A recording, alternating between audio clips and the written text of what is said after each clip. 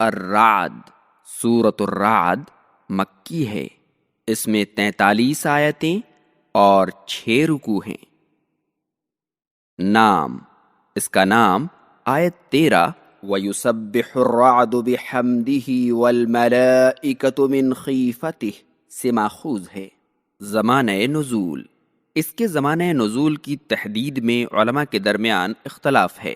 نحاس نے اپنی کتاب الناسخ میں ابن عباس رضی اللہ عنہما سے روایت کی ہے کہ یہ سورت مکہ میں نازل ہوئی تھی۔ سعید بن جبیر، حسن، اکرمہ اور عطا وغیرہم کی یہی رائے ہے، اور عبداللہ بن زبیر، کلبی اور مقاتل کی رائے ہے کہ یہ سورت مدینہ میں نازل ہوئی تھی۔ تیسرا قول یہ ہے کہ یہ سورت مدنی ہے، صرف آیت 31 مکہ میں نازل ہوئی تھی۔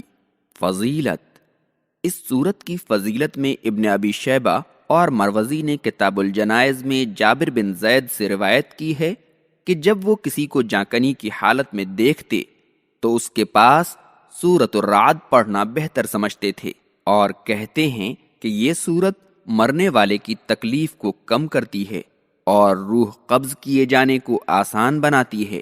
اس کا مرکزی مضمون قرآن کریم، دین اسلام اور نبی کریم صلی اللہ علیہ وسلم کی نبوت کی تصدیق ہے، اور جیسا کہ مکی صورتوں کا خاصہ ہے، اس میں بھی توحید و رسالت اور مرنے کے بعد دوبارہ زندہ کیے جانے اور حساب و کتاب کا بیان ہے، تاکہ کفار قریش اپنے کفر سے تائب ہو کر مسلمانوں کے زمرے میں داخل ہو جائیں۔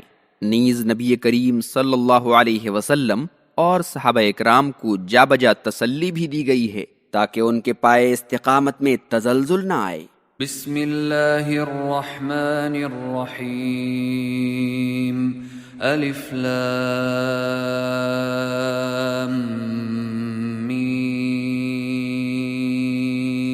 را، تلک آیات الکتاب والذی انزل الیک من ربک الحق ولکن اکثر الناس لا یؤمنون۔ میں شروع کرتا ہوں اللہ کے نام سے جو نہایت مہربان، بے حد رحم کرنے والا ہے۔ الف لام میم را، یہ قرآن کریم کی آیتیں ہیں، اور جو کتاب آپ پر آپ کے رب کی جانب سے نازل کی گئی ہے وہ برحق ہے، لیکن اکثر لوگ اس پر ایمان نہیں لاتے ہیں۔ الف لام میم را، حروف مقطعات کے بارے میں بارہا لکھا جا چکا ہے کہ ان کا مقصود اصلی صرف اللہ تعالی جانتا ہے۔ حافظ ابن کثیر لکھتے ہیں کہ قرآن کریم کی جس سورت کی بھی ابتدا حروف مقطعات سے ہوئی ہے، اس سے اس طرف اشارہ کرنا مقصود ہے کہ یہ قرآن اللہ کی برحق کتاب ہے، جس کی حقانیت و صداقت میں ذرہ برابر بھی شبہ نہیں ہے۔ اسی لیے تو اس جیسا کلام کوئی انسان نہیں لا سکتا ہے۔ تلکا سے اشارہ اس سورت کی آیتوں کی طرف ہے، اور کتاب سے مراد قرآن کریم ہے، اور الذی انزل الیک سے بھی مراد قرآن کریم ہی ہے، اور مقصود نبی کریم صلی اللہ علیہ وسلم کو مخاطب کر کے یہ بتانا ہے کہ آپ پر آپ کے رب کی جانب سے جو قرآن کریم نازل ہوا ہے وہ برحق ہے، اور اس میں جو کچھ بھی بیان کیا گیا ہے وہ سچ ہے، اور انسانی ضروریات و حالات کے عین مطابق ہے، اور اس میں موجود اوامر و نواہی پر عمل کر کے ہی انسان اپنی دنیا و آخرت سنوار سکتا ہے۔